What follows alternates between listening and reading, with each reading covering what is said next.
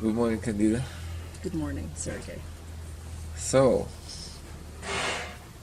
how was your short stay with us? It was beautiful, better than I expected, very friendly, open-hearted, loving. If you can And speak a fun. little bit louder. My short stay here was quite lovely. It was beautiful people here, very friendly, open-hearted. I mean, the usual stuff that happens with doing any sort of deep spiritual seeking. I think it opens your heart. And even though I came under sort of difficult circumstances, everything turned out great, and I'm very, very happy I'm here.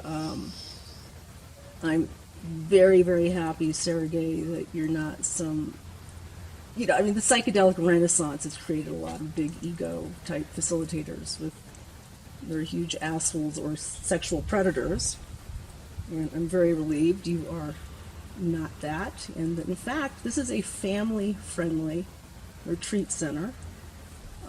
Again, I have, as a woman who has a lot of sexual trauma, it just felt so safe. I felt so loved and protected that I was just very, very moved by that. Okay. Well, we didn't discuss that aspect of your healing. Yeah. Well, we didn't have enough time to get. I've done a lot of healing. I've deep done a into it. lot of work on that aspect of myself. So I feel healed. I mean, I feel joy. This is, again, something I've been working on for some years now. Okay, very good. So maybe you want to share about the medicine itself, your experience with it, and how it started, and the progression. I gotta say, I feel so unqualified since I did so little with you, and yet I can see how powerful it is, and how powerful it is to be outdoors experiencing this with you again. I am a nature level lover, so that resonates with me. It's a gentle medicine. It will take you where you want to go, as long as you're open to love and the beauty of this universe. It will definitely take you there. I mean, I just felt happy. I just felt happy on it. Yeah. Like a child. I remember being a kid and just lying in the grass, or staring at a blade of grass and watching an ant, and just that beauty and that wonder, and just getting completely absorbed. This medicine takes you back to that childlike wonder and knowledge of our connection. That is so true. That you nailed that. That's exactly what the healing is. I mean, healing is many things here. Yeah. It's kind of multi level, but that's really this aspect that you mentioned. That's extremely important, and that's where you really connect to your true self. Yeah, exactly. To your inner child. Yeah. It's so important to remember that in order to heal. Yeah. To remember the purity of oneself. In order to be, period. Yeah. This is the very essence of who you are. Yep. A childlike state of wonder, purity, and connection. Yeah. That's what we forget. Yep. As we grow up, life gets in the way. Yeah. We get trapped in making money or status, or ego, we just lose ourselves. Yeah, exactly. We just lose ourselves as we become adults, and it's just and sick. you forgot who you are. Yeah, totally and then, forgot. It starts the series of problems. Because we just forgot who we are. Yeah, it's pretty much the basis of problems. Forgetting our true nature. Exactly. And then we wander through life like people with amnesia, just kind of self-forgetness. Yep. Just walk through life not knowing who you are and what you are doing, Yeah, completely. So the medicine just takes you straight to that sacred space within, where you remain a child. That's the beauty of it. It shows you that nothing has changed. Yeah, exactly. You are what you were. Yeah. But you just forgot that. Yep. reminds you who you actually are. Yeah. Of course, we're adults, and we can look through this through a mature eyes, through mature mindset, but with the same purity and connection and wonder and sense of magic that we had when we were 5. Yeah. You know? Yeah.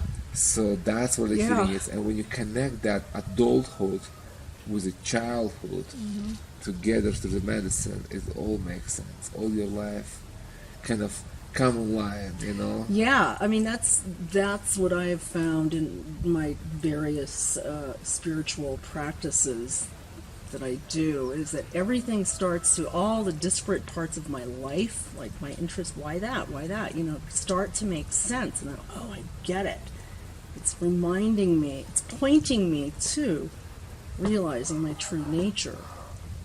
You know, just remembering that, and that everything does make sense. Like when your life feels like, you know, if you're paying attention, right, if you're being mindful of what's going on, you're just confused. You can be confused if you're not mindful. But once you're mindful... Of course, confusion is the state of the world. Right, exactly. I totally agree. I totally agree.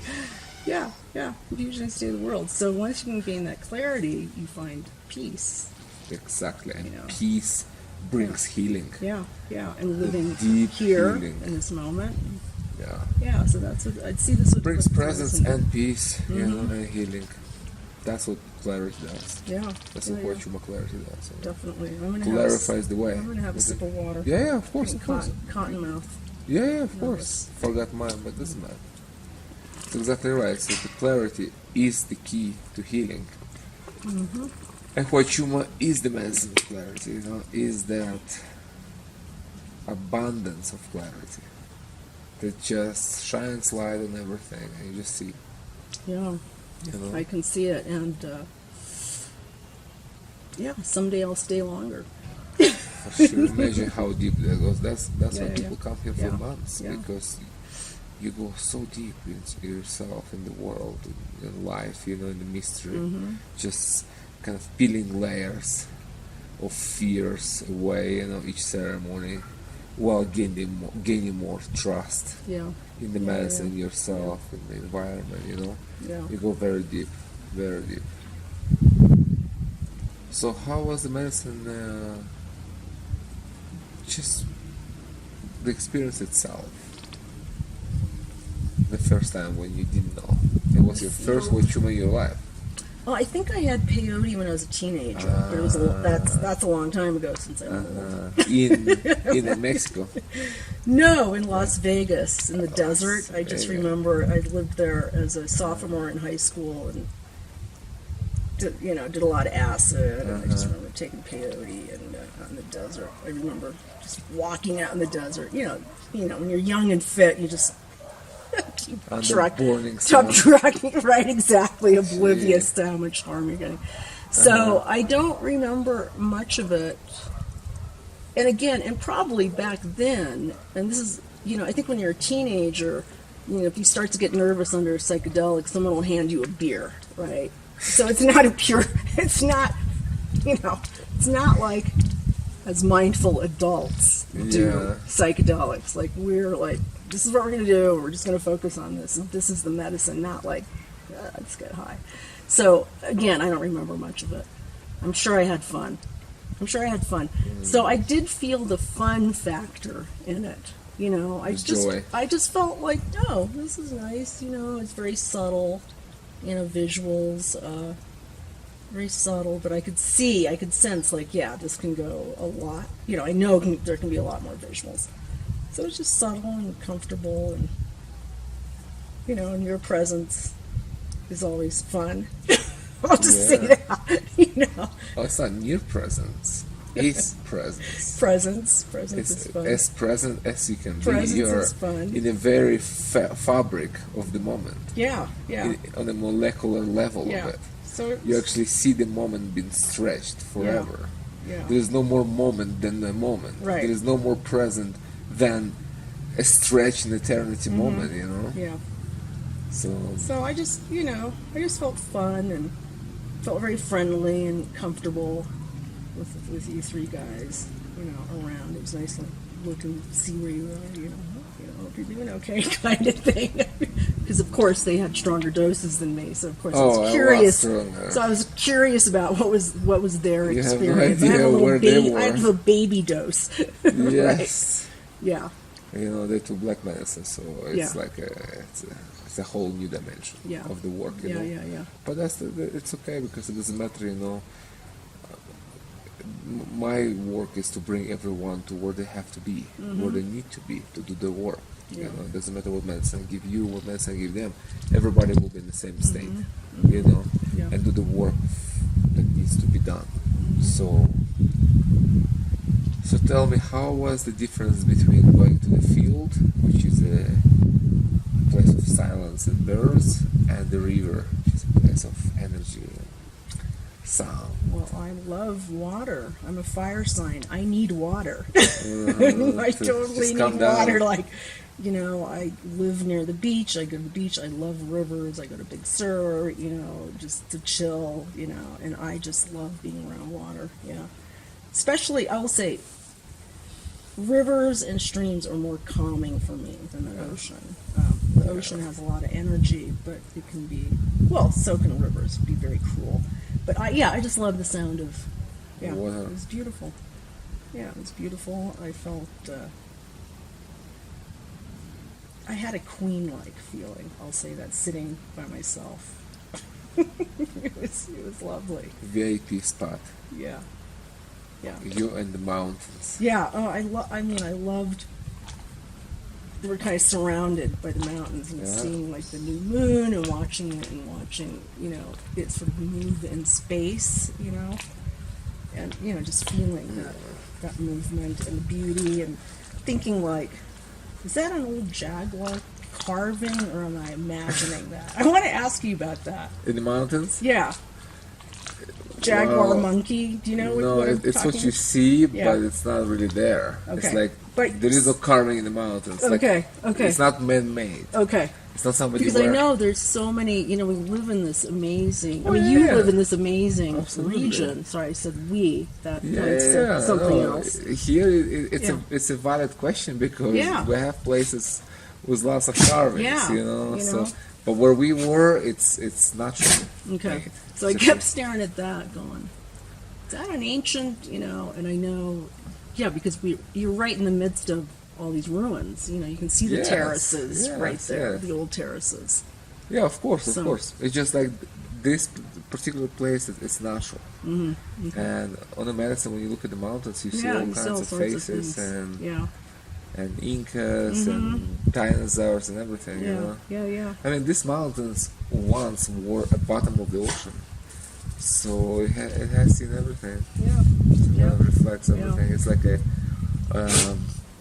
natural archive of memory, of Earth memory. So it's a reflection of life. So you can see anything there. The mountains know it all. So maybe you want to share a few minutes to tell people about your work as a diver, because I found it to be very fascinating. Research diver. Yeah. Very fascinating. Very. Oh, I feel. Tell me about that. Oh my God, I feel so lucky to have been a research diver. So when I went into grad school, I grew up loving the ocean. My dad had a sailboat, and so when I went to grad school and I found out about a research diving program at San Francisco State, and I was like, I'm all in, And so for about 11 years, I kind of stayed registered as a grad student longer than you should because I wanted to stay in that program, actually. So I got to do research diving along the Big Sur coast with Fish and Game, called Fish and Wildlife. It's a part of the world that's rarely dived because it's so inaccessible. You have to go on a big ship, and then you get on a smaller boat and Zodiac and get taken to your spot. And I just feel I feel very blessed to have had this experience and seen things that most people don't see. So what I did as part of a survey of just counting fish, really, and keeping, just with a team of people. And that data, actually I'm very proud of this work, that data contributed to the creation of marine protected areas along the coast there in Central California. So I did that. I was also one of the first divers, actually the first. Me and my partner were the first divers to work with Reef Check California. So we were part of like the beta team testing out the protocol, and we did the first survey in Central California. So I'm really proud of that work. I mean, that's really big now, Reef Check California. And, I'm one of the elders of it now, and it was like 20 years ago. God, how time flies. But anyway, and I've also done research diving in Borneo, in Sipidang, Kabul, and I forgot the third island. And that sounds really romantic in a way, 5 weeks, but it actually wasn't, because I had to do a lot of solo diving. And it was kind of, just wasn't, I just didn't connect with the crew, we'll say. And so it was kind of difficult. Well, but it was still, courage. Nonetheless, yeah, I've been in a lot of gnarly ocean conditions, by myself. Did you meet any sharks? Any close encounters with sharks? Yeah, I see sharks all the time in tropical waters, and but I've never seen a great white shark. I'm glad. I mean, in California. good that you did it. I mean, these guys are crazy. No, they're not. No? They're just animals. Yeah, but great white shark. I mean, They're just you animals. can just scratch its tummy. You know what I mean? So I have a friend who works to ameliorate our fears around big animals. Can I mention his name? He's kind of a famous guy. Oh, he's Sure. kind of from your part of the world. Amos Nahom. Who's that? Amos Nahom. And he... From where? He's from... he's from Israel. He's from Israel. What's the name exactly? Amos. Amos. A-M-O-S. Amos. Second name N-A-C-H-O-U-M. So how is Hi, Amos. Nahum, maybe? Nahom, I yeah. don't know. Almost Nahom. He dives, like he's dived out of a cage with a great white shark and just... Out of the cage? Yes, and just he's taken photographs. He's dived with... Powerful. I mean, he's got a lot of balls. We'll just say that. Yeah. I mean, he was so like scary. He was in the whatever. Yeah, he's Great quite a character. white- So he's just trying to prove to you like they're not scary. It's. I mean, so one of his photographs was greatly exaggerated and used for the Jaws in the Jaws movie. It was his photograph, but then it completely exaggerated. Yeah, of course. Completely exaggerated. So Hollywood. Yeah, so he's trying to work to educate people to say these are not scary animals. They're in their environment. They're predators. Well, they're not scary until they eat you alive. Yeah. Then Well, they are. unfortunately, right when they're trying to check you out, they bite you, and it's like, whoops. But how else are they going to check you out? Don't do this at home. How else are you going to check them out? Right. Yeah. There's actually been a couple attacks. So did you have any psychedelics underwater while diving? God, are you kidding? No. That would remove shark anxiety if you just drop some acid and kind of, No way. and then the guy's coming, being like, underwater is psychedelic enough on its own. It's so and you can have kind of trippy. Now you got me going. You can have very trippy experiences diving. There's a phenomenon called getting narked. No, what's that? Getting nitrogen narcosis. When you go deep, what happens is you get affected by the gas mix isn't right for depth. The air mix isn't right, so people use several. So what happens is you just feel really messed up. And I was diving on a night dive in Borneo. It was a fun dive. So I think it was my first night dive. It was on a cliff, and at about 130 feet, 120 feet. And it sounds like a pun, but it's not. I heard choral singing, like in church. That beautiful, the choral. Yeah, wow. I could hear the singing. Were you on something or just? No, that's what I mean. Sober? It's a natural phenomenon that occurs at depth when you're breathing air. So I heard. Like a concert. Yeah. Choral concert. I heard singing, and I That's realized, whoops, I must be narked. And then you just rise up a bit, and then it goes away. Well, this is where a microdose of Huachuma would help. You're so funny. Just to remove the narc anxiety. Well, Just chill for a while and listen to the chorals. There's a theory, except that it affects your physiology, and it's not healthy. It could affect still you. believe- I mean, it might. It would be a nice What do you experience. think about this? Just a light dose. I mean, you just got to rise kind up of, a bit. You And know, then checking the corals, you know. You'll have to find, I know there are divers who dive altered. I don't personally, I don't do that. I like to be totally straight. When I mean, dive. I've done it in the swimming pool. Yeah, that's a Many lot times. different, Sergey, than being in the ocean. It's like, Because what if you're like, is that a real shark or is it a fake shark? yeah, is it just a something- memory is that- of the ocean? Right, is that Or is the actual guy there? right? Exactly. You know? Like, well, I don't know.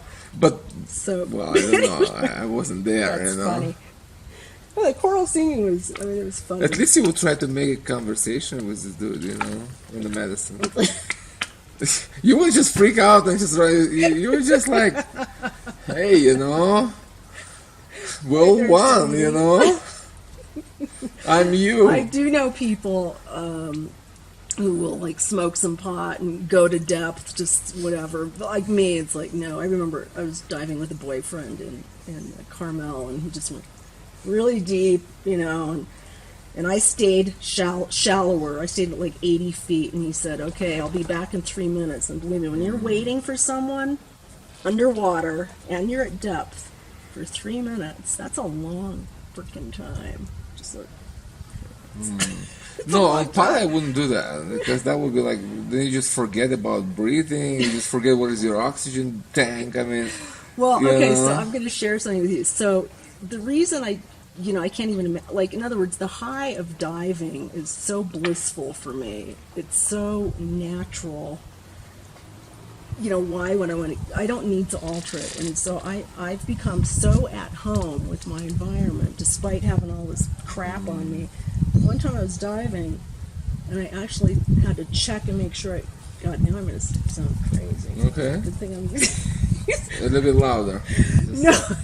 So we can hear So I was it. swimming underwater, feeling very relaxed, just super blissed out, just the perfect dive, and I thought, God, am I breathing like through the water or something? And I had to put my hand on my regulator to make sure it was there, because it just felt like,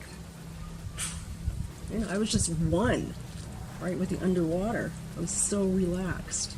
But breathing the oxygen. Yeah, breathing air, not oxygen. Breathing, you actually breathe air. But I wondered, am I still breathing?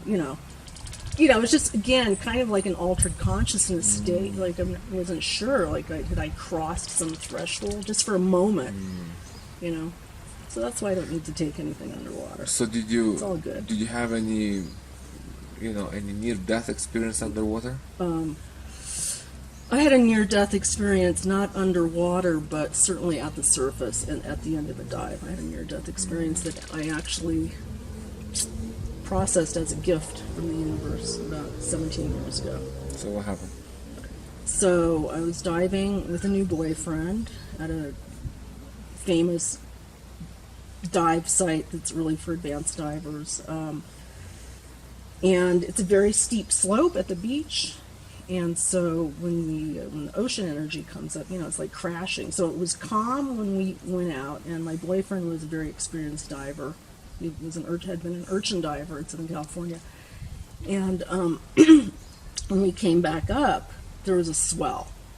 And again, since it's a short, steep beach, and if there's a swell, it's going to be crash. Unlike this, if the waves are coming, it's very gentle, right? But it's like the beach is like that. You're like boom, boom, boom. You get all the power of Yeah, the you're getting water, all this tons power of just water. boom crashing against a wall. So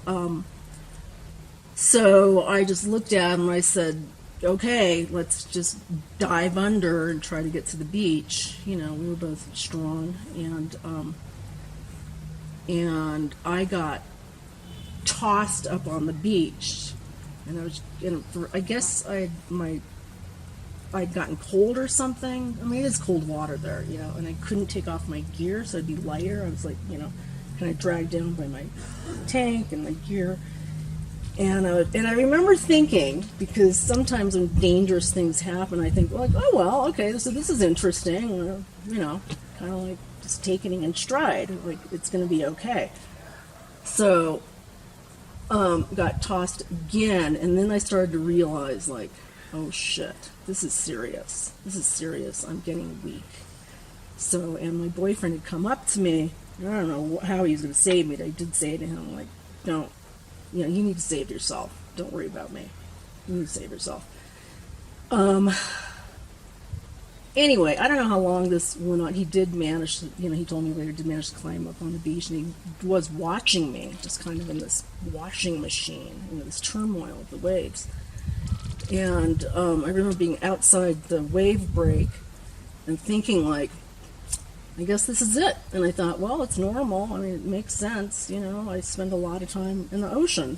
Totally makes sense. Oh, and when I was much younger, like in my 20s, I was sailing to Baja with a boyfriend and my father, and we were in a gale, like in bear masting, like really gnarly, just, like you don't dare put up a sail because you don't want to, you just bear mast. And I remember that time thinking, like, wow, I guess I'm going to die. Oh, well, I've had a fun life, even though I was 28. I mean, so I'd already been thinking about death, it's kind of, and anyway, so this time outside the break, I was just floating there, and it was super peaceful, and this is where I got in touch again with that true nature, being connected to the universe. I just thought, okay, I'm going home.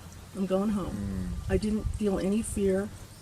It was totally calm, and I passed out. And because I grew up in Southern California as a body surfer. You passed out in the water? Mm-hmm. Yeah, I passed out. Wow.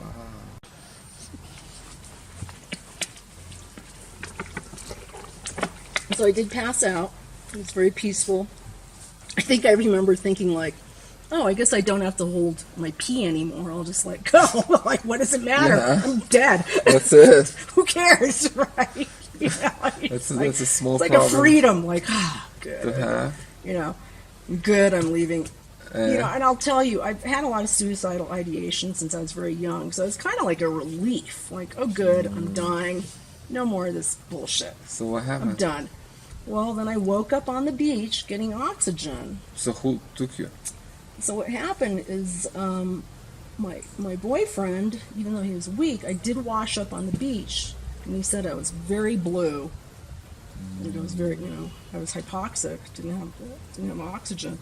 He did grab onto me, and he said some people were walking down to the beach saying, do you need help? And he's like, yes, of course. Yes, I need help pulling out, this woman. So they pulled me out, and then they called the ambulance. So yeah, I was getting oxygen, and this was, I say, about 17 years ago. And my first, so this shows you how fucked up our system is, right? Our insurance system is. So what happened? Because I didn't have insurance at that time. So the medic says, we need to take you to the hospital because I was low oxygen. And my first words were, I don't have insurance. The dying words of so many people, probably. I mean, people do die because they don't have insurance in our country. Mm-hmm. It's messed up. So, and then I thought, oh, wait a second, I did almost die. Okay, take me to the So you hospital. came back to your consciousness? Yeah, I came back to my consciousness, and then of course I was but worried. You washed out, or the guy? The guy, he pulled me out. He pulled me out with help from someone else. They pulled me up, and somebody called. So he saved your life? Yes, or? he saved my life. He saved my life. Saved Chris saved my life. Because you passed out and you could just drown. Yeah, I could have just. But he was there drifted. to kind he of just pull you to the beach. He was crazy and in love with me. So he saved my life.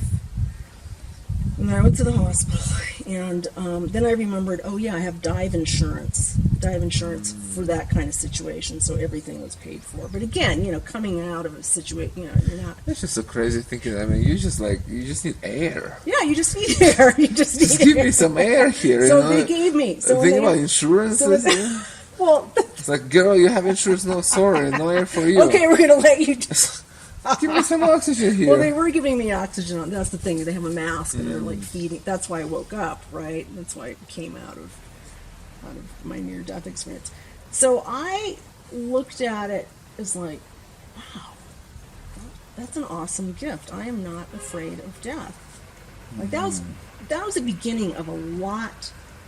When I really went into a lot of working on myself at about that time. Around 17 years ago. I was only 50, really went into a lot of work. So, unfortunately, this boyfriend had PTSD from it. He was haunted by seeing me getting tossed in the waves. It was horrible. He couldn't get rid of it. And he was very depressed, and oh my God, he tried EMDR. That didn't work. You need to come here to do math. Well, I mean, there's more in the story. Okay. So, and the relationship really went south. He was a very, very fucked up guy. Very fucked up guy. And he started, and we were living together, and about a year later, I remember, well, he was getting abusive, and I remember thinking, I'm too old for this. Like, come on, I can't fucking put up with this. And I remember he had this, I don't talk about this much, by the way. Yeah, just make it brief. Okay. It's not about the guy. So anyway, he was suffering a lot, abusing me. I told him, like, that's it, we're splitting up. And then he went out sailing during a small craft advisory, drank, like, a bunch of vodka, and fell off the boat. And his body wasn't found for 2 weeks. So it was found on Thanksgiving Day. So yeah, very tragic for him. Yes, he needed deep, deep healing. Of course. Yeah, so that was a tragic, that was a rough time, one of my rough periods in my life, Did you have psychedelics during the time? No, I wasn't doing any psychedelics. Oh, wait. Yeah, I wasn't doing any psychedelics at that time, let me think. No, wasn't. I was just prior to him. I was doing ecstasy with a boyfriend, but it was for fun. Mm-hmm. Fun and sex. That's that too, So yeah, so I've had a couple near-death experiences. So I kind of feel like, everything's good. So how you got to psychedelics from that stage of your life? So about 3 years ago, so again, I have a lot of trauma, and I had a lot of social anxiety. And about 3 years ago, and I was being haunted by, I'm very open. I guess my aura had holes in it, and so I would kind of be sensitive to less than kind spirits. So I was kind of being haunted by those, or I'd wake up in the morning in a full-blown anxiety attack, and I was just like, I'm so freaking sick of this, and I knew that psychedelics were being used a lot to heal people's traumas, and I wasn't seeing a therapist or anything, because I, just wasn't doing that. And the Psychedelic Society group happened to, occur where I live. And I thought, I'm going to go check that out, because I'm going to look for some psychedelics. And then somebody told me about Toad. And I was like, yeah, I'll try that. I was kind of open, like, I just need to try something. Mm-hmm. So, and that's not really classic psychedelic. It's something totally different. And it helped me tremendously. It was like, wow. And then... So yeah. That was what, your first experience with 5-MeO? Yeah, that was 3 years ago. Yeah, a bit over 3 years ago. Yeah. And I found it to be incredibly healing. But you had a lot of acid before. Oh yeah, I've had acid, That's but before. Not. That was when I was a teenager. Yeah, that was when I was a teenager. Mm-hmm. Yeah, I didn't get any healing from acid. Again, when you're a teenager, you're mixing, and there's no awareness. There's no awareness. Just frying your brain, basically. Yeah, you're frying your brain. Well, Michael Pollan says that psychedelics are for adults. Yeah, I think he's right in that. Yeah. Definitely. Although I wasn't adult when I was doing that, but I was different always. For me, it was always a journey of seeking, taking something to expand my consciousness, to understand things. Yeah. I wasn't just running away, from myself. But that's like a more on a rare side than a common way of doing that, Yeah, I think because of my youthful sexual traumas, I was always looking for an escape. Yeah, that's understandable. I wasn't, I didn't want to be awake. Yeah. But I to still be forgetful. Yeah, but I still always had. I think what gave me resilience was remembering that true nature that I knew as a child. That got me through. But, yeah, there were years of, most of my life being depressed. Drugs, alcohol. Just all the things that you do when you loathe yourself and you don't love yourself. Exactly. Well, you're in So- a self-destructive mode. Yeah, you're totally self-destructive. So, what was your 5-MeO like, and how that directed your life, maybe, or helped you heal something? Yeah, it helped me heal in many ways. It helped me realize that I was perfect as I am, that I was exactly where I need to be in my life. I don't need to strive and grasp and, I wish that, blah, blah, blah, or regret. It made me realize that the reason I've suffered so much is to develop compassion, is to have compassion for other people. It relieved my social anxiety. It just opened my heart up more. But also, remember, I also, meditate. I have a meditative practice. So they kind of work synergetically. I have tools. They work together. I mean, I think the 5-MeO, pulls away the veil, and you can see, and you can have this amazing experience, but then you got to hold on to that and work with it, and that, and that's why it's so great. I'll just put in a plug for you here. That's why it's so great. People can be here for a while and really integrate, work with it, because believe me, some people just do this and then they don't know, how come I don't feel as good as I used to? Well, you got to freaking work on it. You don't just have this enlightenment experience and then that's it, and think you're never going to be an asshole again. You got to keep working. You got to do the work. Of course. You got to do the work. So. Yeah, to me, it's just, it made sense of a lot of disparate experiences in my life. Everything just, all the little pieces started fitting for me. I started understanding why I'm here now. I had a few people over the years who came here extremely traumatized by the 5-MeO. I'm not surprised. Yeah. I had to bring them back. Yeah. To normality. Yeah. I mean, extreme traumas. I know. Probably worse than anything I have seen.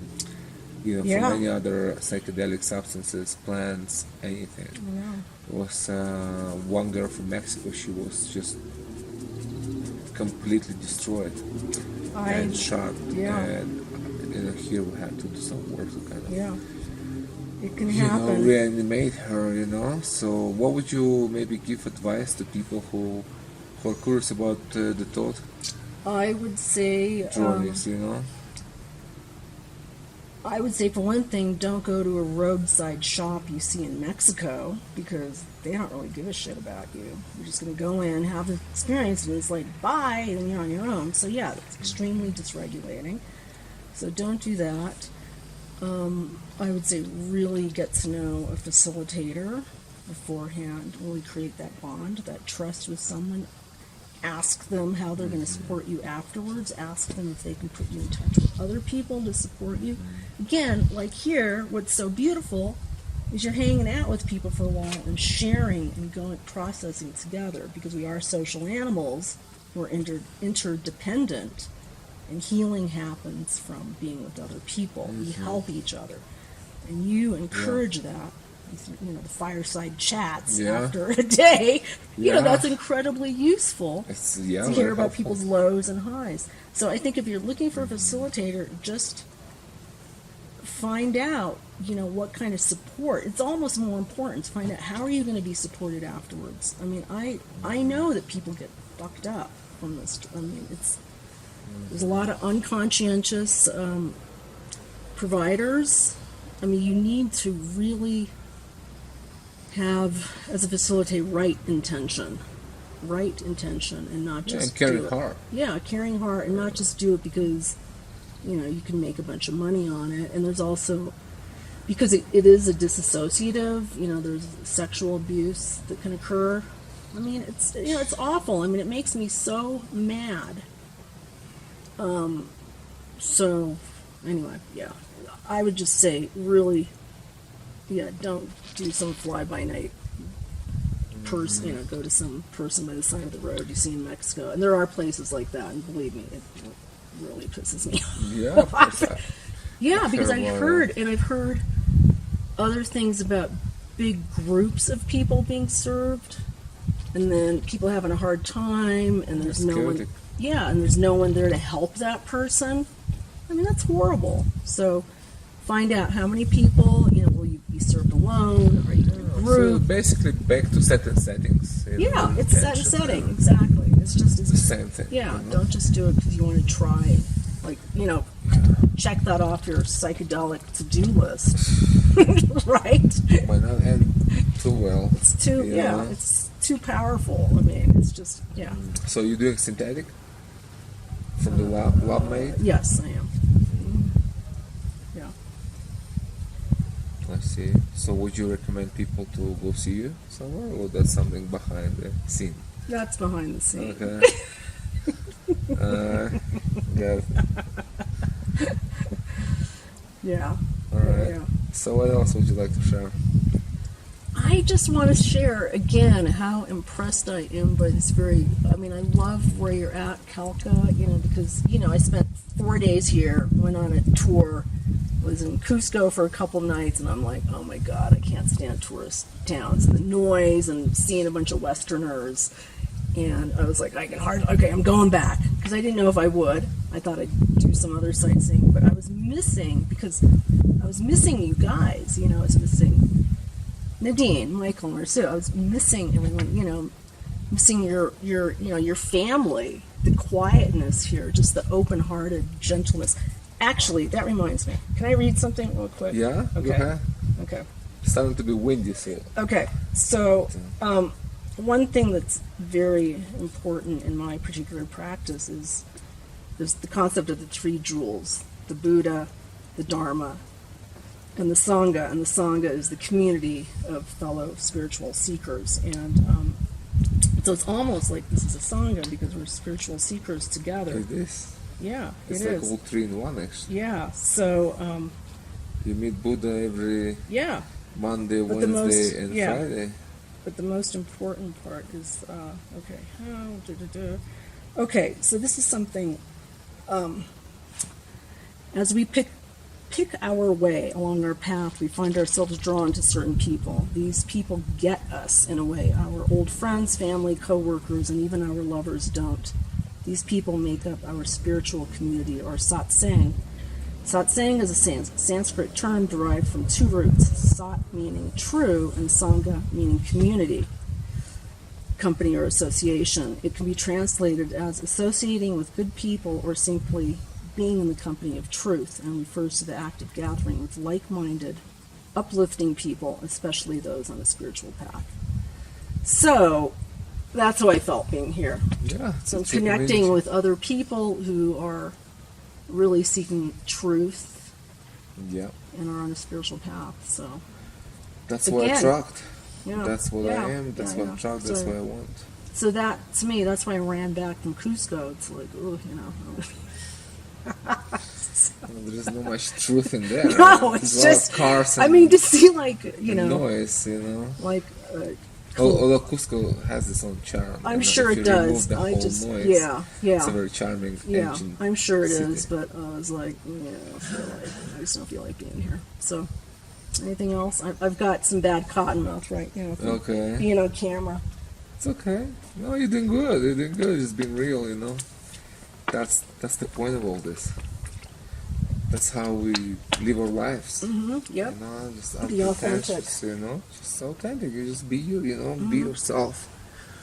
And that's how you make a difference in this world. That's how you inspire other people. Yep. Definitely. The moment you pretend to be somebody else, you lose the path. So, and that's where the medicine comes handy. It's kind of a reality check for you. Mm-hmm. So it kind of. These medicines will just show you where you're full of shit. Mm-hmm. And teach you to love yourself. Yeah. Even if you are full of shit. It's like, okay, I love myself. That's bullshit. Okay. And now you heal, you change, You work things through. Mm-hmm. Sounds good. Well, anything else you want to share? Maybe with people who would want to come and would be afraid of Huachuma, afraid of coming to Peru, to Andes, you know? I would say, this is what I would say. Okay, so you don't have to take Diamox to come to altitude. Take ibuprofen, take 600 milligrams. Diamox actually, it's suppressing your immune system. Yeah, that's not a good medicine. But you can take... You need your immune system. Yeah, so ibuprofen works just as well. 600 milligrams before, about 6 hours before you land. Take another 600 milligrams every 4 hours. I'm getting tongue-tied. Every 4 hours, and that worked like a charm for me. Plus, just take it easy. Sergey didn't allow me to take a nap when I got here. Just here, drink some coca tea, stay awake. It's like, okay, even though I felt like I was very wobbly. And then there was the other issue. Right, there was the other issue. And then, after your first ceremony, because it is a body load, and I had that the day after I arrived, right? Yeah. So which was on a Next day. Friday, and then on Saturday I got a massage. That was nice. Get a Yeah, massage. That will help, And help you sauna. embody. You didn't go to sauna with us, right? No. Yeah, we're going today. Yeah. I think That's maybe, super relaxing. Yeah. So Oh, I good. love saunas. That's why I always tell people to come on Saturday. Yeah. So I have 2 days before first ceremony, get adjusted to the altitude, Yeah. relax, Yeah, get your yeah, yeah. massage, go to the sauna. Yeah. Feel good, Yeah. feel settled down. Yeah. Monday you're ready to drink. Because I was still feeling wobbly when I got served, and I course. was wondering, like, I was fine. But yeah, get a massage, take ibuprofen, trust this place. Sergey's wife is lovely, his children are lovely. It's safe. So, I mean, that's that's the best. word here, Yeah, yeah, Safe and beautiful and peaceful, Yeah. and yeah. everything that you need in order to open up and do the healing. Yeah, that's where it starts, with trust. So what would you tell to women? Single woman, I would woman, say that's what I was thinking of. It's safe for a woman. yeah. It's important. It's Many incredibly women travel important. by themselves, Yeah. and I'm a soul. there's always a risk Yeah, when you go. I mean, not here really, but when you go to jungle big and cities stuff. or something. Yeah. Yeah, So you need to be I've been careful. very fortunate in that all my solo travels, I mean, the only thing bad that's ever happened to me has been in the United States. When I've solo traveled, I've been like safer, almost. Just messed up, but yeah. Well, it's important point. Yeah, Safety is a serious thing. yeah. I mean, the last thing you want is to have to hear the Yeah. medicine and be molested. I mean, yeah, it's just no, like it's inconceivably, it's a horrible. lifelong trauma. Yeah. It's like No, trauma no, for life. no, it's I mean, horrible. you don't want that to happen anyhow. I mean, Yeah, at all. and then when you're But when you're like out of your mind and you can't do anything, it's like it's Yeah. completely. yeah. I mean, it's not the case with Huachuma because you are in your mind here. But when Mm-hmm. you drink ayahuasca, it happens, and that's And not fine, good. I mean, DMT. yeah, and too, because you're also- completely whacked out. Yeah, I mean, it's like you you can't even, disassociate. you can't just like stand and fight or Yeah. leave. I mean, you're like out of. It's just such extreme. It's evil. It's Yeah, pure it is you know? evil. So that's why we Abusing create. Yeah, absolutely. Anyone is evil. Yeah, of course. In any, it's like without psychedelic, but with psychedelic, it's just so much worse. Yeah. It's just like So what we're doing here is like we're doing everything that you have the best experience in the most trusted, in the most in the safest environment. So that's not even an issue. When you just come here, you're like, I know. you don't even need to. I mean, you just come here, you feel. And we that's the spirit in which we work. Safety first, healing second, for me. Yep. And I totally agree. that's the priorities Completely here. agree. So it would be great if you had more time for sure, because you definitely can take the medicine. You have beautiful connection with it. and imagine like every week it goes deeper, Yeah, because I it know. just takes a week to settle down here Yeah. in the mountains, Well, different yeah, air, yeah. different pace. Yeah. You Yeah. just arrive, and it's just like you're still floaty, you're Yeah. still Oh, spaced I was out. very floaty for the few Totally, days. totally. And then the massage helped. It's like, Yeah. boom, I feel great. Yeah, well, that's what Yeah. we implement many Yeah. tools to, Yeah. to make you feel comfortable, Yeah. and then and then the work starts like after a week. Like the work starts when you leave here. You know what I mean? Yeah. It's like I have to tell you something. it's like introduction. Yeah, I know. I got the little, here's the pre-kindergarten Yeah. version. So I have to tell you something funny. When I walked downtown this morning, the ATM machine's broken. Anyway, and I was walking back, and I thought, oh, well, I've never really walked, I've always seemed to walk with someone, so I'm not really paying attention to architecture or the street. And today I was like really looking, and I was on that side of the street, and I'm looking, and I'm walking, and I'm going, what the, like, I don't remember walking up this far. Like, what happened? Did the Huachuma just transport me somewhere else? Like, whoa. I mean, you never know, right? Like, what can happen? I'm pretty sensitive because of 5. I'm pretty sensitive. I'm more sensitive. So I just thought maybe it's just still taking me on this Yeah. little journey. So I'm walking up there. Oh my God! And I had to ask some guy, and I was Am recognizing. I still in Calca here? Yeah, right. I'm right. I've been And transported. I recommend. I recognized the bridges over to the field, and then I saw some people, and I just asked the kid, like, Eskai, Miguel Grau, and he goes, no, it's Abajo. I'm like, Well, okay. I'm in Calca, still good. Okay, so that's good. I'll find my Right. way. I'll just wander the streets, but I'm still around. I'm not in Cusco, So I keep walking, and anyway, I just realized it's further up and it changes name. So you right? figure out the ATM thing? No, there's no ATM. There's no ATM. There's one across. You didn't check? No, there's one across from Yeah, the one yeah. that's in the plaza. Yeah, it's like Oh. Bank Nacion and Caja Cusco. It's like right across. Oh, okay. It's just because there's that literally- nice resort there. That's probably Yeah, that's a hotel. Right, It's a Casano right. hotel, so it's like on the first floor. Yeah. You couldn't see it because they do the work on the plaza, yeah. so it Oh, okay. won't So block. that's cool because I realized You still can go out of and cash. eat some ceviche Yeah. around. Okay, cool. All right. So anyway, I would just say, ladies, come here. It's safe. That's, well, my wife keeps Keeps makes it sure safe. Yeah, I'm she sure. makes sure Well, she has to protect you. Also, she protects me from all these ladies. Yeah, she protects you from the free. I mean, it's not like I'm a moral guy. I mean, I never would impose myself on anyone, but But there's- it's a natural thing. People open up. I open up my heart. We just share, and there's a lot of sharing, and it's a very deep emotional connection. Yeah, That's how healing happens. Like Yeah. you need to feel people. It's like you need to open up. That caring for people. That's what. yeah. It's That's healing. what. That's what facilitates healing. But Yes. at the same time, it creates a very deep bond, Yeah, which often can be confused with with other things. Yeah, So part of my work is just definitely. ensure that it's not taken in a different way, Yeah, and it's gotta make the boundaries clear. it's like of course we Yeah. have bond. Yes, I have Yeah. bond with Right. many people, Yeah. but it just Yeah. It's good for people to be it's aware. yes.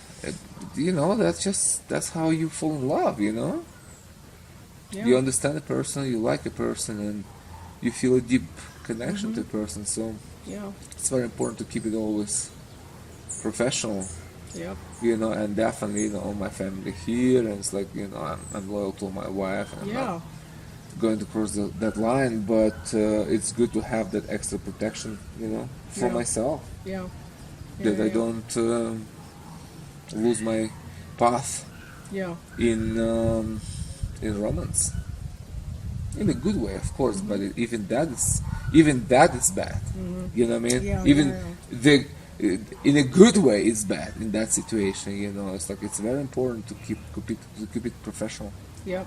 for You're me. running So yeah, because it's like running I'm an ex-cult business. member. I have seen abuse, and I'm the antidote to this. Yeah.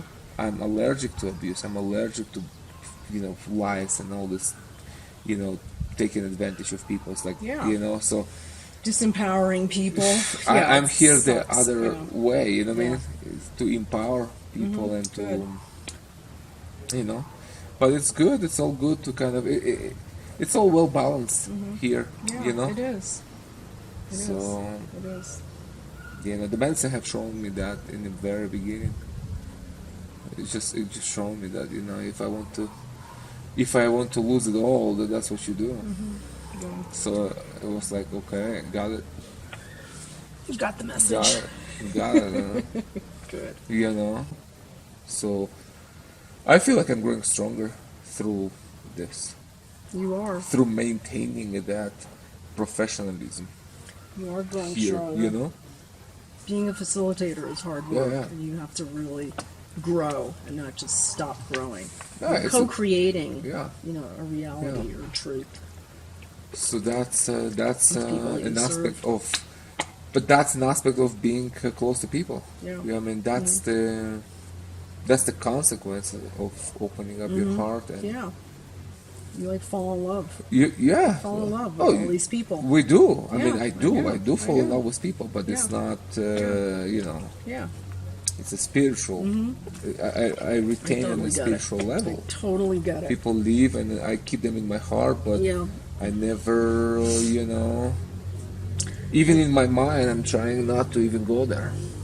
You know, So sad that there are people, and I know I'm close to some of them, that have never experienced a deep love and trust with someone of the opposite sex that's not sexual.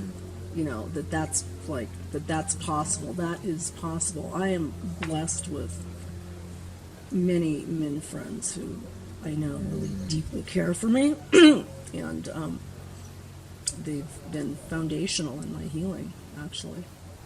So anyway, well, it's when you trust, you know, Yeah, it's it's like trust. they allow you Trust to and trust and receive the guidance, you Yeah. know, without any Yeah. fear of being, you know, misled yeah, in a way. yeah. So, Yeah, bathroom. yeah. yes, Alright. yes. Yeah, we're done. I'm trying to hey. Hey, you were holding the pee in the ocean, so you can hold it for an That's hour. true. I was, but I usually go to the bathroom before I go in the ocean in my dry suit. Now here, because I have hot mouth and nervous, I'm No, drinking we're water. actually done. Thank you very much for Thank you. for the chat, Yeah. and enjoy the rest of the beautiful will. day. And tomorrow We'll we go back home. Check out the ATM. Yeah, and we go to sauna today, by the way. Yeah.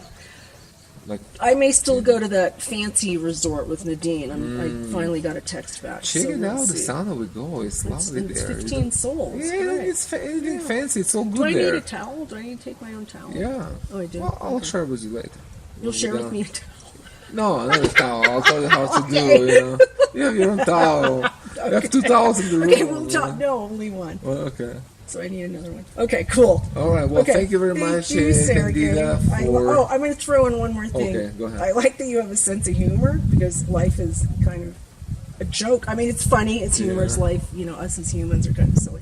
So you have a sense of humor, and I really like that. Yes, thank you very much. I definitely use it in my work. Yeah, you have to Yeah, keep you things have light to. sometimes. Yeah, Like- you have to learn to laugh at Yeah, yourself. You know, yes, you if not, do. your ego goes, Yeah. you know, to the Yeah, sky, yeah, and you yeah. don't want that. You want your spirit go And you have to make high, sure but not you're your not- ego. You know. Yeah, definitely. So Sense of humor. laughter Yes, laughter is good. keeps you down to earth, Yep, it certainly does. and it's a great tool for healing for sure. Yes.